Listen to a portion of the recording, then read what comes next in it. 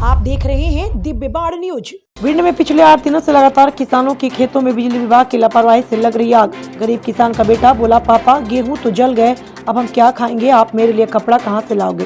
दरअसल मामला भिंड जिले का है, जहां पिछले 8 दिनों से विद्युत विभाग की जर्जर लाइनों से किसानों के खेतों में आग लग रही है। दर्जनों किसानों के खेतों में आग लगने से लाखों रुपए की किसानों की फसल जलकर खाक हुई।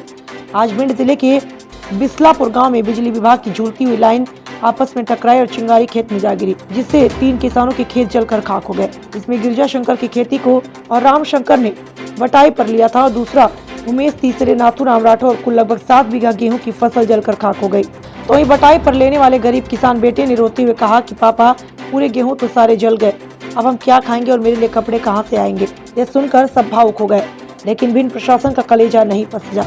मेंटेनेंस के नाम पर प्रतिवर्ष लाखों रुपए खर्च होते हैं, लेकिन धरातल की कहानी कुछ और ही बयां करती है। खास बात यह है कि उमरी नया गांव क्षेत्र में आगजनी में सिवाय जिला मुख्यालय की कोई फायर ब्रिगेड नहीं है। एक अकोड़ा नगर परिषद में था जो पिछले दिनों से खराब चल रहा है। बिसलपुरा के किसानों के खेतों में आग ने अपनी चपेट में लिया और ग्रामीणों ने इकट्ठा होकर आग पर काबू पाया। तब लाचार सिस्टम की फायर ब्रिगेड मौके पर पहुंची। हालांकि सूचना मिलने के बाद सभी राजनेता, समाजसेवी, पुलिस, फायर ब्रिगेड पहुंची।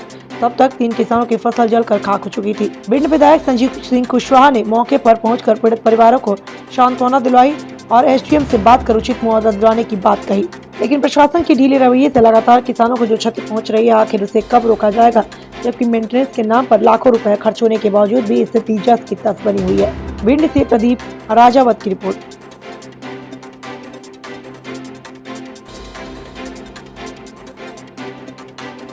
लाइट से आग लगी हुई है अभी।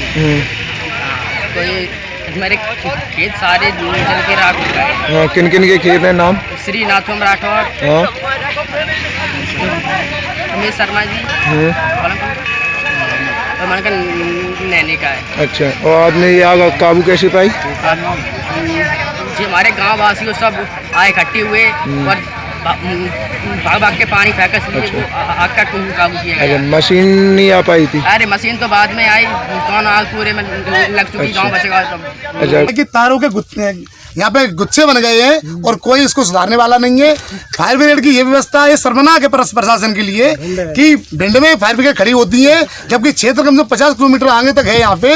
और अगर आग लगेगी तो जल के जब तक फसल भस्म हो जाती है तब है ना फायर ब्रिगेड आ पाती है। तो प्रशासन से मांग करता हूँ मैं कि फायर ब्रिगेड को कम से कम नहीं तो उमरी में खड़ी करे या हर थाना स्तर पे वैसे कायदे से खड़ी होनी चाहिए।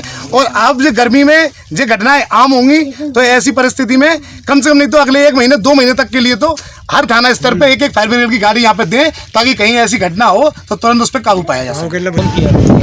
उमरी में था बैठक छोड़ के मैं आया हूँ, तब फाटी में जो आ चुकी है, एसडीएम साहब ने, तहसीलदार साहब ने, आरआई साहब से सबसे बात हो गई है। उनको आकलन होगा, उचित मुआवजा मिलेगा। गरीब किसान हैं, आग लग गई है, शॉर्ट से तार वगैरह से आग लगी है। निश्चित रूप से हम लोगों ने चर्चा की है और सब अधिकारी आ रहे हैं, अधिकारी भी आ रहे हैं, पूरी सरकार साथ में है, किसानों के साथ में है।